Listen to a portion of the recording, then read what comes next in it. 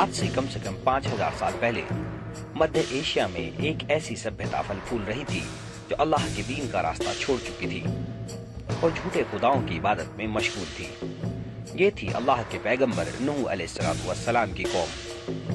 یہ نافرمان قوم دنیا کے کس خطے میں آباد تھی اس کا کوئی پختہ ثبوت تو آج تک نہیں ملا، حالانکہ آج تک ملے سبھی ثبوت اس بات کی اور ضرور اشارہ کرتے ہیں کہ یہ قوم مدھیہ ایشیا میں عراق اور ترکی کے بیچ دجلہ اور فرات ندیوں کے آس پاس کہیں آباد تھی۔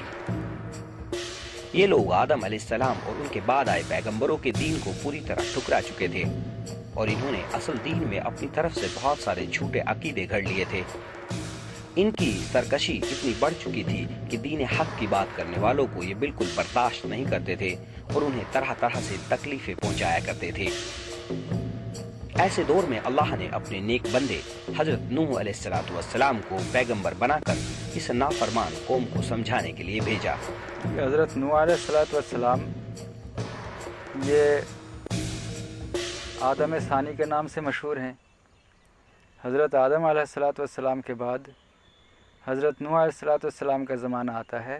اس بیچ میں بہت سے انبیاء گزرے، لیکن حضرت نوح علیہ السلام کے زمانے میں ایک طرفہ طوفان بھیج کر اللہ تعالیٰ نے ساری مخلوق کو غرق کر دیا۔ اس کے بعد دوبارہ آپ کی اولاد سے اور آپ نے اللہ کے حکم سے جن جانوروں کو یا جن جاندار چیزوں کو اپنی کشتی میں سوار کیا تھا ان کے ذریعے سے دوبارہ اس اللہ تعالیٰ نے دنیا کے اندر جاندار کا سلسلہ آباد فرمایا، اس لیے آدم ثانی کے نام سے آپ مشہور ہیں۔ تو حضرت نوح علیہ السلام کا ملک عراق ہے۔ کوفہ شہر میں آپ پیدا ہوئے تھے اور وہیں پر پلے بڑھے۔ آپ لگ بھگ 50 سال کم 1000 سال تک آپ کی عمر ہوئی بعض روایتوں میں، اور صحیح بھی یہی ہے۔ اب دیکھنا یہ ہے کہ حضرت نوح علیہ السلام نے اپنے اتنی لمبی مدت، اتنی لمبی عمر نے آپ نے کیا خدمت انجام دی۔ سبھی جانتے ہیں، مشہور ہے کہ حضرت نوح علیہ السلام نے اپنی قوم کو حق کی طرف دعوت دی۔ قوم نوح شرک کے سمندر میں ڈوبی تھی۔ ان لوگوں نے دین کے بجائے دنیا کو چنا تھا اور اس میں عیش کرنے میں مشغول تھے۔ یہ لوگ کائنات کی تخلیق اور اس کے انتظام کے بارے میں ایسے عقیدے رکھتے تھے جو بالکل بے بنیاد تھے۔ یہ لوگ اللہ کے ساجدار بناتے تھے اور کئی قسم کے بتوں کی عبادت کیا کرتے تھے۔ نوح علیہ السلام کے زمانے میں چونکہ بت پرستی عام تھا، حضرت آدم علیہ السلام اور حضرت نوح علیہ السلام کے زمانے کے بیچ میں بہت سارے انبیاء آئے اور بہت نیک لوگ، ولی اولیاء کرام جو اپنے زمانے کے نبی کے طور طریقے پر عمل کرتے رہتے تھے، ایسے نیک بندے بھی بہت گزرے ہیں۔ اور جب وہ دنیا سے چلے گئے تو اللہ تعالیٰ نے ان کے نام کی برکت سے اور ان کے طور طریقے پر کچھ لوگوں کو ایسے ہدایت دی کہ جو ان کے طور طریقوں پر عمل کر کے اور ان کے باتوں پر نقش قدم پر چل کے ہدایت پاتے تھے، اور وہ اللہ کے مقبول بندے تھے۔ جو قرآن کریم میں بتوں کا ذکر کیا گیا ہے سورہ نوح کے اندر، ان بتوں کے نام سے وہ اصل میں حضرت آدم علیہ السلام کے زمانے کے بعد اور حضرت نوح کے زمانے کے درمیان جو اولیاء کرام یا جو اس طرح متبعین انبیاء کے گزرے تھے، ان لوگوں کے نام تھے اصل میں وہ۔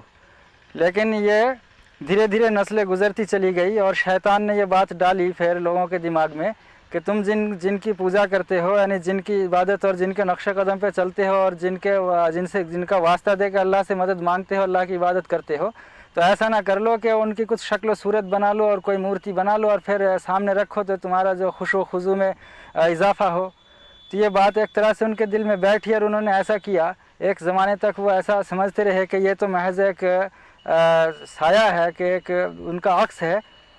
تو اس میں اس کے بعد شیطان پھر ان کے آنے والی نسلوں کے دماغ میں وہ بات بھلا کر کلیتاً یہ بات ڈال دی کہ یہی تمہارے خدا ہیں اور تمہارے بڑے جو پہلے تھے وہ لوگ یہاں جو اس طرح پوجا کر کے گئے، تو تم بھی ان کی عبادت کرو۔ وہیں سے بت پرستی کا آغاز ہوا۔ حضرت نوح علیہ السلام نے اپنی قوم کو صدیوں تک سمجھایا، مگر کچھ لوگوں کو چھوڑ کر کوئی بھی ایمان نہیں لایا۔ बल्कि लोग नूह अलैहिस्सलाम का मजाक उड़ाते और कहते थे कि अगर तुम सच्चे पैगंबर हो तो तुम हम पर खुदा का अजाब क्यों नाजिल नहीं करवाते।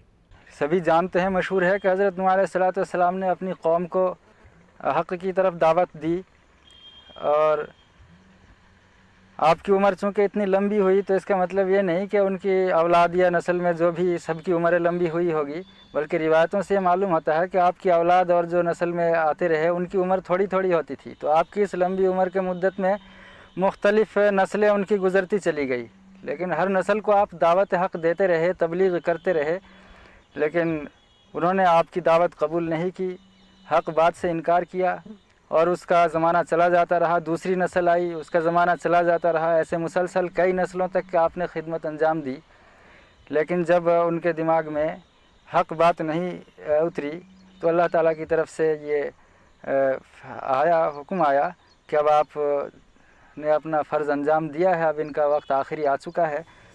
बस फिर जो मशहूर है कि तूफ़ान नूह है, और वो आया और उसको सबको बर्बाद कर दिया गया। अल्लाह के हुक्म के मुताबिक जब तूफान आना तय हो गया तब हज़रत नूह अलैहिस्सलाम ने बड़ी कश्ती बनानी शुरू की।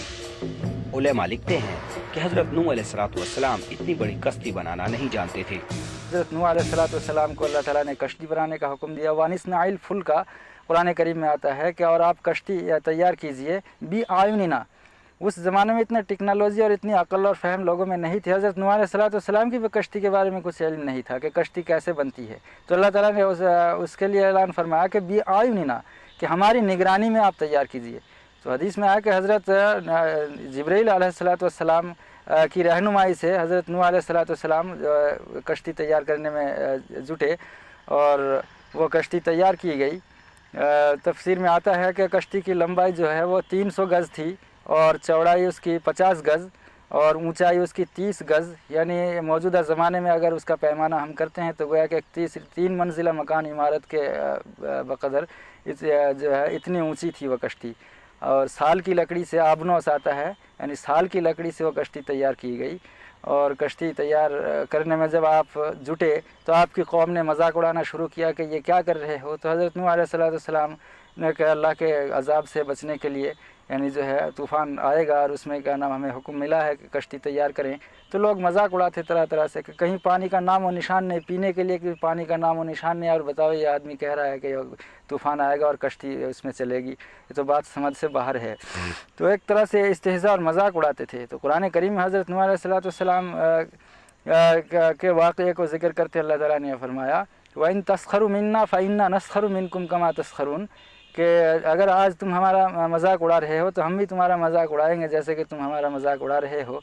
मकसद ये है कि आज जैसे तुम तमस्खुर कर रहे हो, एक दिन वो आएगा जब तुम तूफ़ान में के गिरफ्त में आओगे।